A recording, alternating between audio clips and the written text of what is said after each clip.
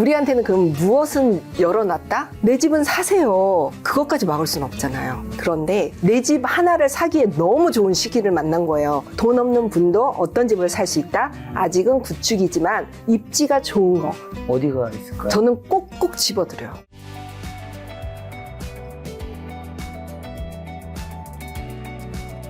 자, 투자인님께서 투자를 처음 시작한 게 07년도. 와, 지금으로부터 거의 한 약 20년 전에 500만 원으로 이제 시작하신 걸로 알고 있는데, 지금은 이제 경제적 자유는 충분히 이루신 걸로 제가 알고 있는데, 어린 시절엔 가난 때문에 부자라는 단어조차 입에 올리지 못한 걸로 아는데, 우선 혹시나 어느 정도 가난했던지 좀 여쭤볼 수 있나요? 그게 상대적이에요. 그쵸? 그렇죠. 상대적인데 왜냐면 제가 아는 어떤 분은 막 엄청 힘들었다고 하는 거예요. 그래서 제가 한참 듣다가 아버지 뭐 하셨는데? 라니까 대학 교수님 하길래, 야, 그러니까 그거는 너가 수저라 말하면 안 되는데, 너 주변에 있는 사람들이 부자들이 많아서 더 너가 뭐 부자가 아닌 것처럼 얘기할 수 있지만, 야, 사회적인 기준에서 얘기해야지 한 적이 있습니다. 제가 이제 수도권에 만약에 살면서 이사를 36번을 다닐 정도로 달동네를 전전긍긍했는데, 그 달동네 동네 그 학교에서도 가장 가난한 친구 일어나서 보급품이라고 하나요? 그 장마철에 이제 집으로 비가 침수되잖아요. 그랬을 때 일어나야 되는 유일한 친구가 저였던 것 같아요. 그렇다면 이제 제가 뭐 부자가 아니었다라는 건 충분히 말씀을 드린 것 같아요. 그냥 36번쯤 이사했다는 건 결국에는 내 집이 없었다는 거겠죠. 그렇죠. 그러니까 내 집에 대한 그 갈망. 네. 그 갈망이 네. 지금의 부동산 투자를 하게 만드는 건가요? 그 당시에는 그게 당연한 건 줄 알았어요. 그냥 주인이 이사 가라 그러면 엄마가 짐 싸시는 게 이상하지 않았었어요. 그런데 이제 커서 내가 경제적인 그 생활을 할 수 있을 때 얼마나 내 집이 나에게 주는 행복감이 큰지에 대해서 생각을 하고 또 생활을 하다 보니까 내 집이 가져다 주는 중요성을 모든 사람한테 알려주는 역할을 지금 하고 살고 있죠. 저 달동네도 살아보셨다고 하셔서 이게 지금은 예전보다 훨씬 더 좋은 곳에서 좋은 아파트에서 살고 계실 텐데 혹시나 달동네 살 때랑 지금의 좀 좋은 동네 살 때랑 이 환경, 만난 사람도 당연히 이제 그 친구가 아니라 그냥 그 주변에서 마주치는 사람들도 좀 다를 수밖에 없잖아요. 네. 거기서 있는 차이가 좀 있긴 한가요, 혹시? 제가 달동네를 벗어났다고 생각하는 지역에 살게 된 게 이제 얼마 안 되는데요. 강남 3구에 살고 있어요. 예, 그랬는데 아침에 통학하는 초등학교 학생들을 제가 본 거예요. 저는 이제 러닝을 하러, 운동하러 나가는 그 차였는데 그 친구가 엄마 차에서 내리면서 하는 말, 다녀오겠습니다가 아니었던 거예요. 사랑합니다 하고 남학생이 내리는 모습을 보는데 저런 여유를 갖고 저 친구가 어렸을 때부터 사는구나. 제가 달동네를 막 이렇게 폄하하고 싶지는 않지만 엄마가 먼저 출근을 해서 우리 친구가 혼자 주섬주섬 책가방을 챙기고 가는 친구하고의 여유는 다르게 성장을 하겠구나. 그렇죠. 그러면서 내가 저렇게 사랑합니다 인사하는 친구를 보는 아침을 맞이하는구나 라고 했을 때 저는 성인인데도 눈물이 약간 찔끔하더라고요. 그렇죠. 그러면서 제가 다시 돌아간다면 나도 우리 엄마가 이렇게 아침에 통학길에 데려다주는 그런 삶을 한 번만이라도 살아봤으면 좋겠다라고 부럽더라고요. 그렇죠. 친절과 사랑이라는 게 사실은 내 마음이 여유가 있을 때 남한테 전달도 할 수 있는 거니까 아무래도 조금 더 여유가 있는 동네에서 그런 말이 나올 확률도 높겠죠. 이건 좋고 나쁨의 차이가 아니라 여유를 좀 알고 큰다. 사실 뭐 그러다 보니까 학군지라는 말이 생기는 것도 부모님들이 더 좋은 환경에 더 좋은 학군지에 자식을 보내려고 하는 것도 우리 모두가 그런 것들을 좀 알고 있으니까 좋은 환경이 있어야지 애들도 좋은 분위기에서 학습 환경도 형성되고 그런 게 사실 부동산의 집값에도 반영되는 거잖아요. 바로 그거예요. 네, 부동산을 학군을 본다 할 때 내 자녀의 그 친구가 누가 되느냐까지 보는 거니까요. 네. 만약에 지금 이제 2030이신 분들이 1,000만 원 종잣돈, 뭐 1억이란 종잣돈 있다면 이런 거 뭘 통해서 좀 만들길 바라세요? 그 1,000만 원, 5천만 원이 되기까지의 기간을 제가 알아요. 그렇기 때문에 그때까지는 절대로 근로로 버셔야 된다고 저는 생각을 해요. 1,000만 원이 생겼으니까 나 주식해서 코인에서 5천이 됐다? 그런 분들은 되도록이면 부동산 쪽으로는 안 하셨으면 좋겠는 게 굉장히 강한 근육을 써야 되는 게 부동산 쪽이에요. 어쩌다가 누구의 조언으로 좋은 집을 하나는 살 수가 있거든요. 그게 바로 내 집 마련할 때 조언을 해드리려고 한 방법론인데 투자의 개념으로 오실 때는 그 5천만 원까지 만들 때 근로의 힘을, 근력을 쓰신 분들만 좀 하셨으면 한다라고 저는 경력자니까 자신 있게 추천을 드려요. 근데 요즘 청년분들은 월급 모아서 언제 집 사냐면서 코인이나 주식 한 방 노리는 경우들도 예전보다 굉장히 많이 늘었는데, 노동으로 종잣돈을 모으는 가장 아까 필요하다고 하셨는데, 이런 돈의 근력을 키우는 것이 왜 필수적인 거죠? 네. 달리기를 나는 진짜로 잘해. 그렇다면 지금 오늘 시작해서 바로 다음 주에 대회에 나갈 수 있어 했을 때, 우리 김 작가님하고 저는 알잖아요. 네. 평상시 훈련 안 해놓으면 완주 못 하잖아요. 네. 처음에 오버페이스라는 걸 해요. 그 오버페이스를 인생에 있어서도 제가 처음에 망한 이유가 오버페이스에서 그렇거든요. 그러니까 오버페이스를 막아주려면 근력이 있어야 되는데, 그 오버페이스가 딱 잘 나갈 때 한 번씩 오거든요. 그 부동산은 보세요. 코인이랑 그런 건 내가 이제 인생 공부했다 그러면서 몇 천 날렸어 이렇게 표현을 할 수 있지만, 우리는 부동산은 몇 천으로 살 수 있는 집은 거의 없어요. 그러니까 몇 억을 날렸어, 우리 가족 전체가 다 큰일 났어 하는 사이즈예요. 네. 그래서 부동산 쪽으로 하시려면 절대적으로 인생 근육 늘리셔야 됩니다라고 말씀을 드려요. 요즘에는 뭐 예전보다 나아지긴 했지만 여전히 돈 욕심을 안 좋게 보시는 분들이 많은데, 이런 무의식적인 거부감을 좀 어떻게 깨트려야 되고, 플러스로 저는 어떻게 보면 이 돈 버는 욕심을 이제 인정하는 것도 중요한데, 돈 버는 능력을 키우는 것도 되게 중요한 것 같아요. 열심히 해도 돈 버는 능력이 없는 친구들이 좀 있거든요. 이런 능력을 좀 어떻게 키울 수 있는지. 먼저 그럼 돈 욕심이라는 단어부터 제 생각을 말씀을 드리자면, 저도 돈에 욕심을 부린 적이 있었거든요. 근데 저는 요즘은 돈에 욕심 부리지 않는 것 같아요. 돈에 욕심 부리면 화가 발생해요. 그러니까 재난이 발생한다라고 말씀을 드리는데, 저는 돈을 사랑해요. 그래서 그 거부감을 무엇을 깨트린다라고 말씀을 드리자면, 돈을 사랑한다라고 당당하게 말할 수 있는 거 있잖아요. 그리고 돈을 존중하고 돈이 왔으면 좋겠어요. 정말. 그렇죠. 그런 마음이요. 사랑해요. 그러는데 우리가 지금 양반 교육을, 유교 교육을 많이 받다 보면 저거 돈 한다, 돈만 저 욕심 부리네 이런 단어보다는 돈을 저 사랑하거든요 라는 단어로 고치면 그 거부감은 내려놓을 수가 있는데, 그 다음 돈은 어떻게 하면 벌 수 있느냐라고 우리 저보다 이제 연배가 어린 분들은 얘기를 하시잖아요. 근데 제가 주식하고 코인은 저도 잘 몰라요. 그쵸? 그래서 말씀을 못 드리고, 열심히 하시면은 뭐 되는 분들도 있겠지만, 저는 항상 부동산 얘기만 하는 사람으로서 봤을 때 현재는 시기가 너무 좋아요. 지금 부동산이요? 네, 참 아이러니하시죠. 지금 의아하게 쳐다보시는 것 같아요. 지금 우리나라에서 사지 말라고 막았는데 뭐 규제도 이렇게 계속 나오고 대출도 안 해주는데 뭐가 시기가 좋아. 네, 대출도 막았는데. 네, 우리한테는 그럼 무엇은 열어놨다? 내 집은 사세요. 그것까지 막을 수는 없잖아요. 그런데 내 집 하나를 사기에 너무 좋은 시기를 만난 거예요. 왜냐하면 돈이 있는 사람이면 우리 반포에 좋은 새 아파트 들어가시면 돼요. 그런데 우리는 다 돈이 없잖아요. 그럴 때 예전에 우리 부모님이 초가집을 사놨다면 그게 기아집이 됐고, 그게 다시 양옥집이 됐고, 이런 순서를 밟았듯이 우리는 지금 현재 저렴하게 서울에서도 아직 값어치를 인정 못 받는 주택의 구조가 있단 말이에요.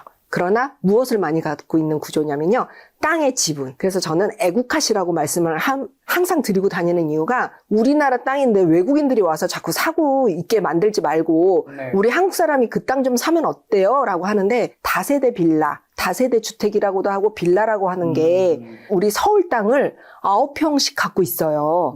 그 땅을 산다고 개념으로 바꾸시면 내가 그 집에 들어가서 잠시 있다 보면 새 아파트로 바뀌어요.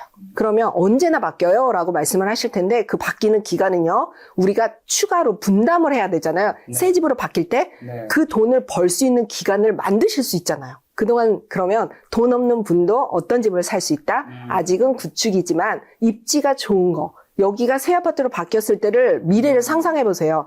그 집을 사 놓으면 내가 종잣돈을 모으고 있는 사이에 그 집은 새 집으로 바뀔 준비를 하잖아요. 지금이 가장 좋을 시기예요. 왜냐하면 나도 어른이 돼 있고 집은 40년씩 늙어 있고 바꿔야 되는 시기에 마침 어른이 돼 있어요, 지금. 지금 그러면 이 다세대 빌라든가 다세대 주택이 아파트로, 그럼 그 동네가 재개발이 돼야 되는 거 아닌가요? 그렇죠. 재개발이에요. 재개발이 될 것 같은 곳에 네. 다세대 빌라나 주택을 사야 한다는 의미인 거지. 그렇죠. 그냥 안 다세대 되는데. 주택 빌라 하면 안 된다는 거죠. 안 돼요. 그리고 또 하나, 다세대 빌라라서 저 수도권 멀리 갔어요. 네. 난 돈이 그거밖에 없어라고 맞춰서 갔어요. 그곳에는 빈 땅이 많은 동네가 있단 말이에요. 빌라를 굳이 허물지 않고 그냥 그린벨트를 풀러서 아파트를 지어버리면 우리 집은 그냥 빌라로 남아있어요. 그 동네는 피하셔야 되죠. 그러면 근데 여기에서 좀 사람들이 또 싫어하는 부분도 있는 게 네. 전세 사기 여파로 빌라 기피 현상 심해지고 아파트 쏠림 현상이 나타난 건데 역발상으로 지금 이제 빌라 투자의 적기라는 거예요. 네, 맞아요. 질문이 너무 좋으신 게 네. 단어가 전세 사기잖아요. 네. 전세를 살면 안 된다는 뜻이에요. 전세가 사라지고 있어요. 전세가 사라지는 법이 생겼을 때 저도 안타까웠었어요. 이거를 좀 깊게 말씀을 드리면 네. 정부에서 전세 사기가 나올 수 있게 순서가 됐었어요. 네. 그러면 그거를 악용하는 나쁜 사람들이 우리 임차인들을 괴롭히 케이스거든요. 그러면 그 좋은 제도 전세가 사라졌단 말이에요. 그 다음은 제가 뭐 하라 그랬죠, 지금? 전세 사시지 말라고 나라에서도 전세를 없애고 있으니 우리는 무엇을 해야 돼? 내 집 마련을 해야 돼.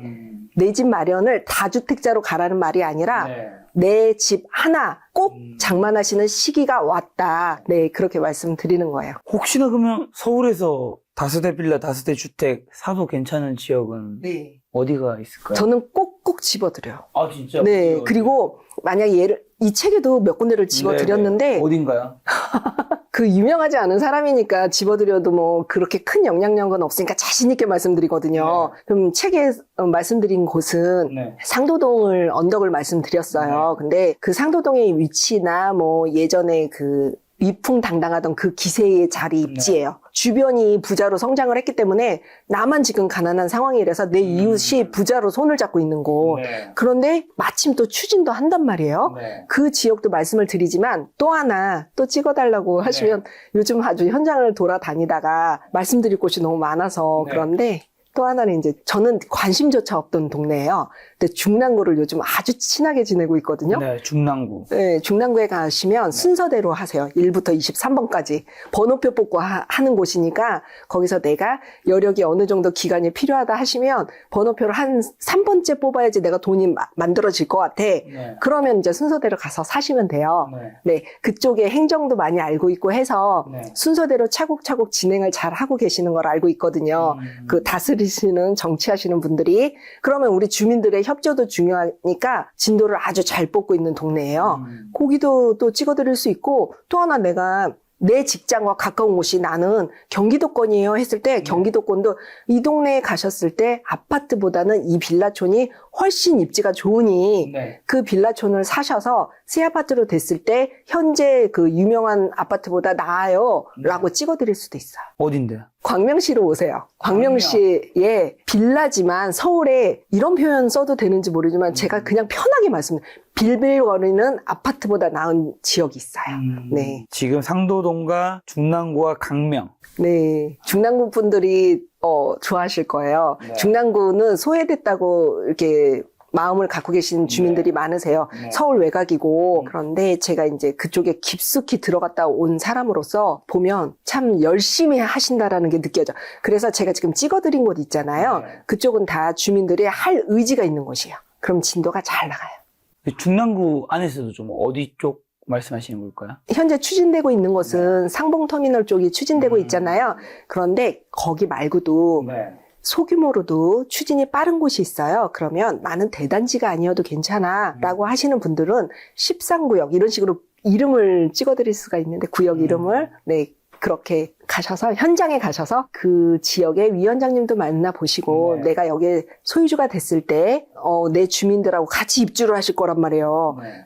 내가 여기 성향하고 잘 맞는지도 직접 발로 가보시면 좋아요. 어쨌든 2025년 연말인데 내년에는 투자기에는 아파트보다는 지금 다세대 주택, 다세대 빌라 쪽에 큰 기회가 있을 것이다. 네, 저는 네. 지금 20여 채를 갖고 있기 때문에 20여 채요. 네. 다 그게 빌라 주택. 아니죠. 그러니까 빌라만 갖고 있어서 당신 빌라만 있으니까 빌라 얘기하는구나 하실 거 가지고 아니에요. 있는 건 어떤 종류들을? 저는 아파트도 이렇게 포트폴리오라고 하거든요. 네. 부동산 하는 사람들도 구성을 할 때 네. 포트폴리오 구성을 어떻게 했냐고 했을 때 재건축하고 있는 아파트, 그 다음에 뭐 그 소규모 개발하는 지역의 빌라 다세대, 그리고 뭐 가로 정비하고 있는 지역, 마용성은 다 갖고 있고요. 네. 그리고 제가 아까 찍어드렸지만 아쉽게도 제가 중랑구는 못 갖고 있는 거예요. 네. 이런 식으로 서울 25개 구와 그 외곽순환도로의 100번, 거기를 나가지 않는 범위 내의 경기도권까지는 아파트와 빌라를 고루 갖고 있고요. 네. 지식산업센터는 제가 사무실로 쓰고 있고요. 그러니까 투자를 했을 때 제 시대는 투자였거든요. 부동산을 바라보는 관점이.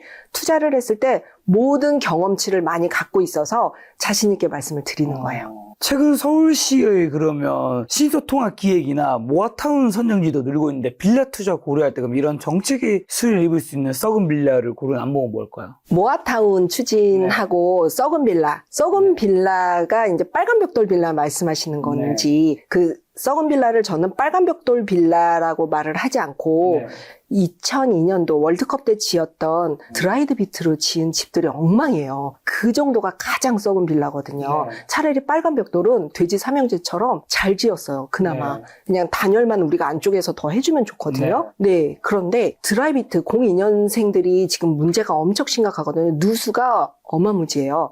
그러면 2002년도 계산해보시면 이제 30년 차 들어가잖아요. 그러면 현장에 가보셨을 때 모아주택을 하는 지역을 가보면 우리가 노후도를 많이 완화시켜 줬더라도 신축급이 많으면 노후도에서 빠지고 이러지만 드라이비트가 많은 지역은 추진이 빨리 될 수 있어요. 이유가 그 임대를 하시는 분들이나 아니면 소유주분들이 누수로 너무 많이 괴롭힘을 당하고 있는 거예요. 그러면 우리의 니즈는 뭐죠? 새 집에 제발 좀 살아보자. 그 니즈를 갖고 있는 지역을 제가 우리 김 작가님한테 와서 제가 안 하던 행동을 하는데 한 번만 찍어드리면 화곡역에서 나가시면 화곡 3동이 있어요. 그 지역은 드라이비트로 구성된 다세대 빌라가 많은 지역이고 역세권에서 700m, 800m 안에 다 들어와서 역세권 개발을 할 거예요. 그러면 웃기죠. 썩빌이라고 그러면 빨간 벽돌 빌라가 많은 지역으로 돌아다니고 계세요. 근데 그러지 마시고요. 네, 지금 30년 차가 거의 다 돼가고 있는 드라이비트에 주목을 해보시면 거기에 소유주나 주민들은 많이 힘들어하고 있으니 빨리빨리 추진하자고 한다. 드라이비트요? 네. 드라이비트인지 아닌지 어떻게 밖에서 알 수 있어요? 책에 이렇게 살짝 드라이비트 설명은 있지만 우리가 현장에서 가보면 돌처럼 해놓은 거예요. 디자인이 약간 돌 같아요. 그런데 이렇게 한 바퀴 돌아보시면 부서진 데가 있어요. 그 안에 무슨 자재가 있냐면 스티로폼 같은 자재가 겉에는 돌처럼 그냥 만들어놨어요. 그거는 영락 없이 드라이비트예요.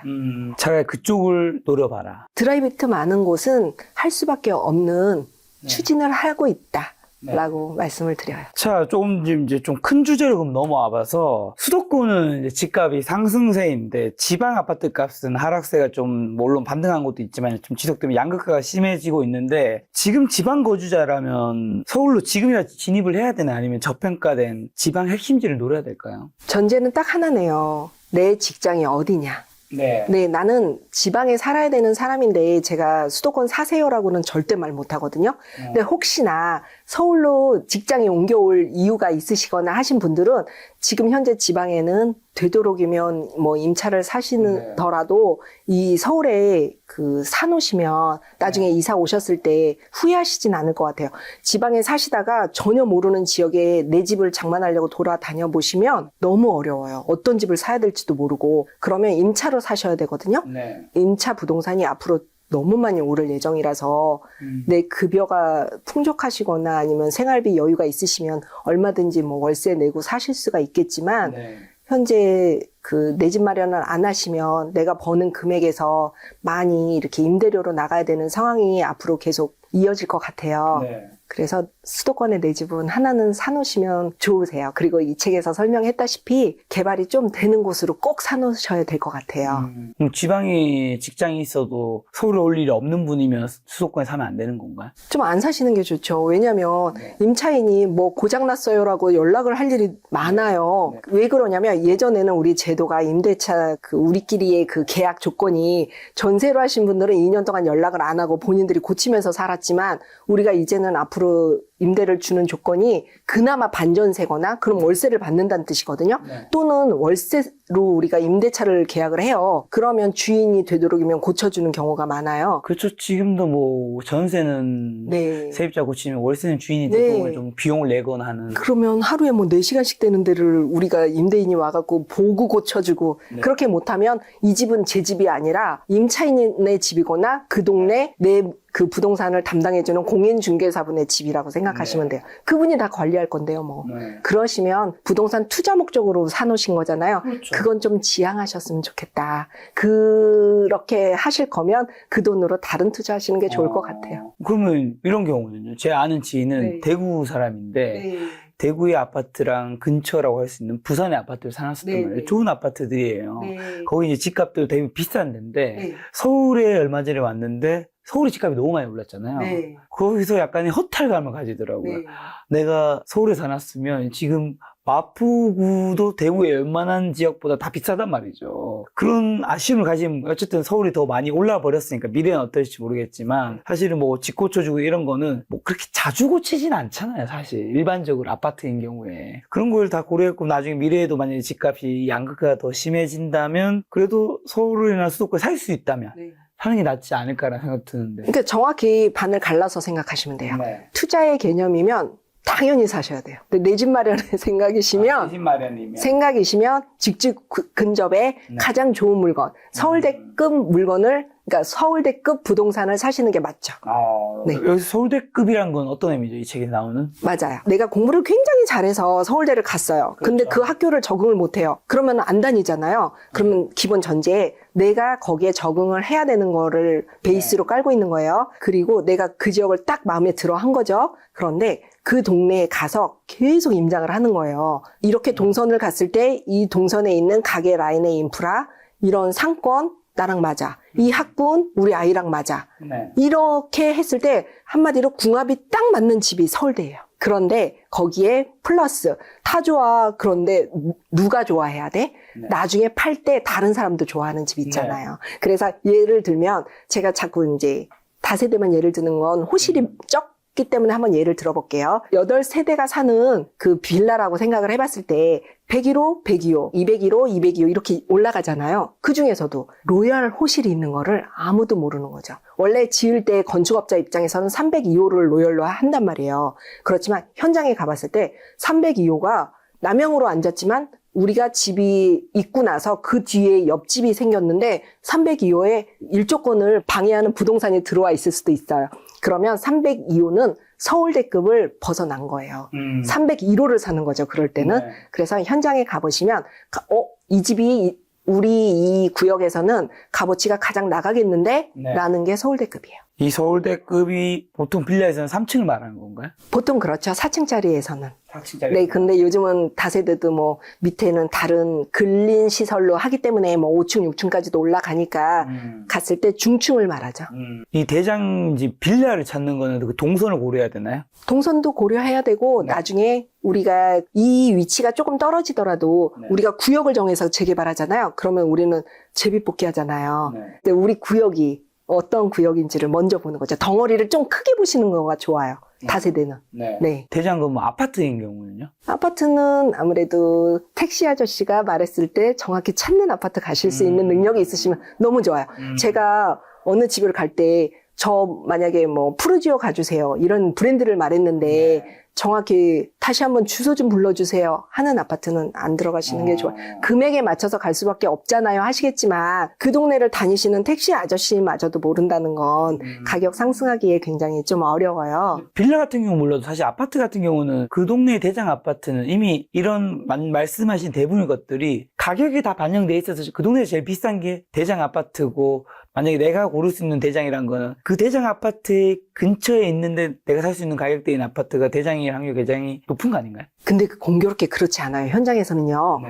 이 아파트가 불쑥 솟아서 그 아파트가 막 위상이 대단한데 바로 옆에 찌그러져서 이렇게 아파트가 같은 인프라를 쓸 것 같죠. 네. 근데 그렇지 않아요. 예를 들어서 우리 김 작가님이 자녀가 있다고 생각을 하셨을 때 같은 학군이에요. 같은 학군인데 우리 친구가 저 대장 아파트로 들어갈 때 우리 자녀가 이 옆에 허름한 같은 인프라를 쓰는 그 아파트로 갈 때요. 전세마저도 가기 싫어요. 한마디로 같이 점심을 안 먹을 수도 있어요. 뭐 현실에서 네. 안타깝지만 존재하는. 그래서 가격이 오르지 않는 케이스를 너무 많이 본 거예요. 네. 근데 그럴 때는 누가 임차인으로 많이 이쪽으로 오거나 매매를 해서 오냐면요. 학군하고 전혀 연관이 없는 연세가 많으셔서 은퇴하셨거나 아니면 전세를 얻어야 되는 신혼부부나 네. 이런 부부들이 왔다가 학군을 생각해서 이사를 나가는, 내가 꼭 필요할 때는 이사를 떠나야 되는 아파트면 네. 가격이 안 올라요. 그래서 우리 작가님께서 말씀하신 것처럼 내가 대장 아파트 옆에 있으면 같이 이렇게 따라서 오르지 않나요 하셨을 때 네. 아니다라고 말씀드릴 수밖에 없어요.